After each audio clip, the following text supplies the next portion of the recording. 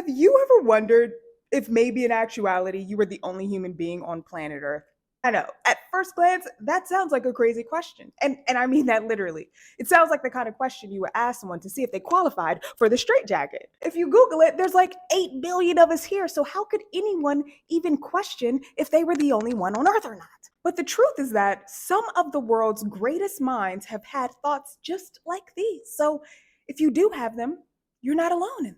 In fact, they're so common that there's even a term for it. It's called solipsism. Solipsism is the view or theory that the self is all that can be known to exist. The self can be aware of nothing but its own experiences and states. And so therefore, nothing exists or is real but the self itself. At the core of solipsism is a question of knowledge, not faith, not belief, not perception, but actual knowledge. What can we actually know? You look out the window and you see people, right? But the solipsists ask themselves, how sure can I be that what I'm looking at are actually people and not robots or simulations or hallucinations? Or maybe you are in that straitjacket after all, and what you're looking at are nothing more than figments of your own imagination. How certain can you be that these people were existing before you saw them? Yeah, maybe they were. Or maybe the entire world is just constantly unfolding in the direction of your attention.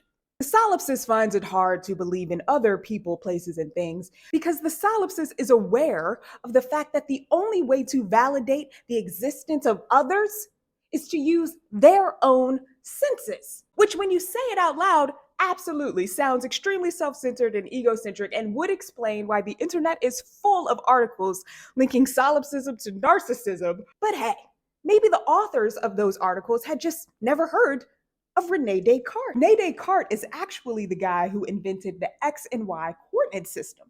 But apparently that wasn't a big enough flex for him because he's also the author of one of the most famous philosophical quotes of all time, cogito ergo sum, I think, therefore I am. Descartes arrived at that statement by using a method that he developed, now known as the method of doubt. When it comes to the question of knowledge, Descartes believes that we need to start from a position of doubt. We need to start with an understanding that we don't know anything. And then from there, Descartes would say that the only things that we should accept as truth or as knowledge are the things that are undoubtable, the things that are true without a shadow of a doubt. I think, therefore I am, for example, is an undoubtable statement. You know that you exist because you are aware of your own thoughts. You can observe your own thoughts. If you didn't exist, then you wouldn't be able to. And so you must exist since you can. Descartes felt so strongly about this idea of obtaining knowledge through doubt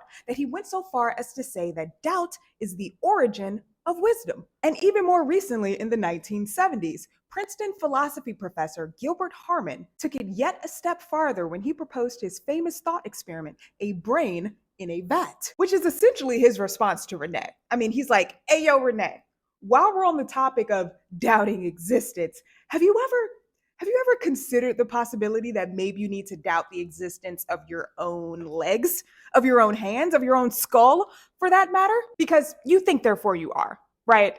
But think about it. If your thoughts are the only things that's required to validate your own existence, then how can you know without a shadow of that doubt that you are anything more than your own brain? After all that is required for you to think.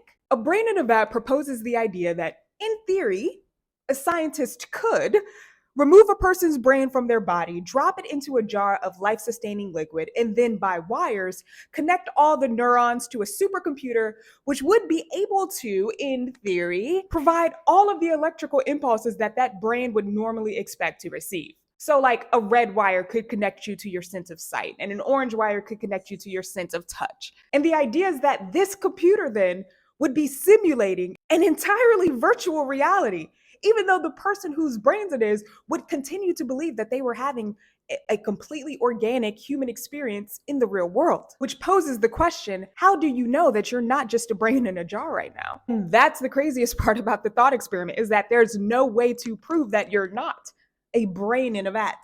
And if this at all sounds familiar, it's probably because this is pretty much the premise of the movie The Matrix. In The Matrix, Neo is a software engineer who has always suspected that he was living in a simulated reality. And then one day he meets Morpheus, who presents him with a pill which gives him the opportunity to see the real world for what it really is. Now, when Neo wakes up in that real world, he discovers that in actuality, he has lived his entire life from the confines of a small pod, and that everything that he had experienced thus far had been nothing more than the result of a computer program.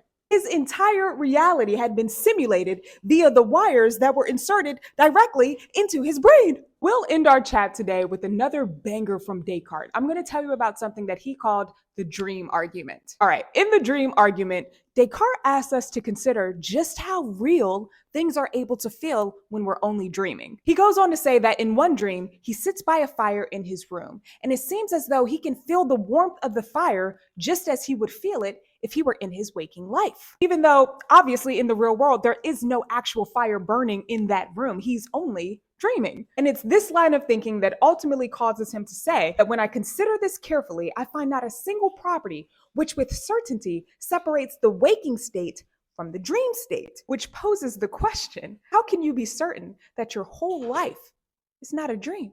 If you liked this video, give it a like. If you subscribe to this way of thinking, then go ahead and subscribe to the channel so that the algorithm can show you more videos like this one in the future. Until then, I'm Felecia for the win, and today we talked about solipsism.